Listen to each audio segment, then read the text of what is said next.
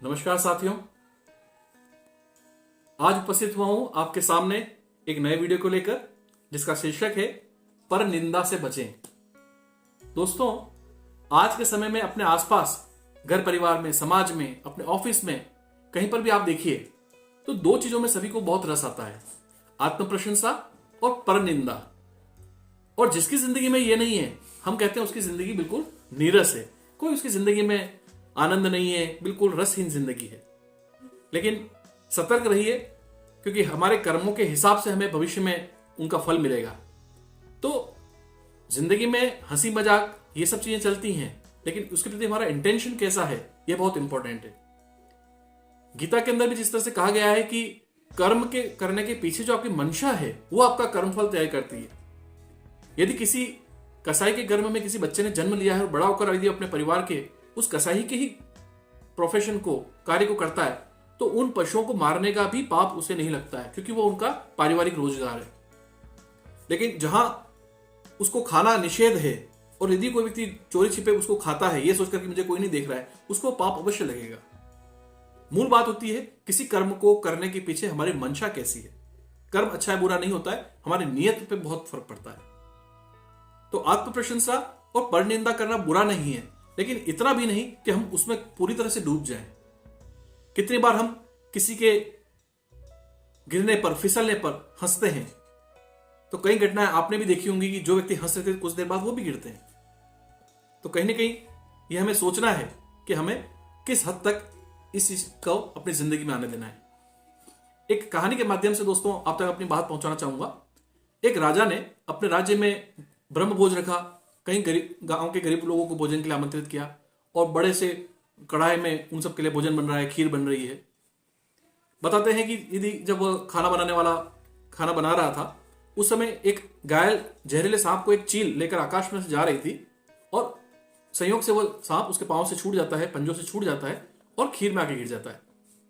सांप उस गर्म दूध के अंदर मर जाता है और उसका जहर जो था उस खीर को जहरीला कर देता है।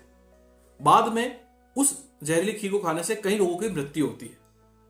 इस घटना का जब सब जगह बात फैलती है तो लोगों ने दुख व्यक्त किया, लेकिन गांव की एक महिला जिसने ये सुना तो उसने इसी का बहुत आनंद लिया कि देखो देखो, राजा बड़ा दानी बनने चला था, लोगों को भोजन करा रहा था, देखो कितने उसके सजा लगेगी उसको या उसको पाप लगेगा। वो खाना बनाने वाले को भी भला बुरा कह रही थी लोगों तक कि क्या उसने खाना बनाते समय ध्यान नहीं दिया। तो उसके मन में जो सत्य नहीं था, ऐसी बातों को भी वह प्रसारित कर रही थी। कहते हैं बाद में जब ईश्वर के वहां न्याय हुआ कि इतने लोगों की मृत्यु हुई है, इस मृत्यु का दंड किसे दिया जाए, किसके नाम ये सजा लिखी जाए, तो आश्चर्यजनक रूप से उस महिला के नाम वो सारे जो मृत्यु हुई थी उसका फल जोड़ा गया। तो जब उसने इस बात की शिकायत की कि भाई इसमें तो मेरा कहीं कोई रोल नहीं था, तो मुझे क्यों इसका दंड दिया जा रहा है, तो उसे बताया गया कि राजा ने जब अच्छी भावना से भोजन रखा, उसके मन में किसी को भी इस तरह से मृत्यु देने की भावना नहीं थी, तो इसलिए वह बरी हो गया। भोजन बनाने वाले के मन में भी ऐसा नहीं था, वो पूरा शुद्धि से खाना बना रहा था, इसलिए इसका भी इंटेंशन नहीं था, वो भी बाहर हो गया। चील और सांप का भी कोई इंटेंशन नहीं था कि इस तरह से भोजन जहरीला हो और लोगों की मृत्यु हो।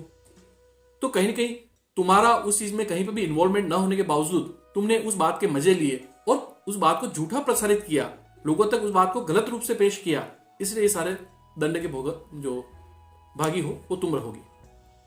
तो दोस्तों, भले कहने को एक कहानी है, लेकिन जिंदगी में कहीं ना कहीं घूम फिर कर आप और हम इस चीज से पूरी तरह से वाकिफ हैं कि जब कभी हम इस तरह से गलत किसी के लिए कुछ प्रसारित करते हैं या किसी बात को गलत रूप में पेश करते हैं, तो कहीं ना कहीं घूम फिर के देखिए समय इतिहास के रूप में दोहराया जाता है।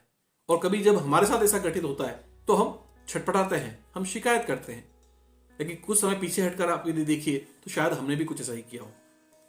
तो ऐसा नहीं कि जिंदगी में हमें आनंद नहीं लेना है, खुशियां नहीं बटोरनी है, सुखी नहीं होना है, लेकिन किसी और को बदनाम करके या किसी और की निंदा करके, अपनी झूठी प्रशंसा करके उस कीमत पे तो मेरे को लगता है कि इन्हें प्राप्त करना कोई औचित्य नहीं रखता है। आप सभी प्रसन्न रहें, सफल हों, सुखी रहें, आनंदित रहें। इन्हीं शुभकामनाओं के साथ आप सभी अपना ध्यान रखें। धन्यवाद।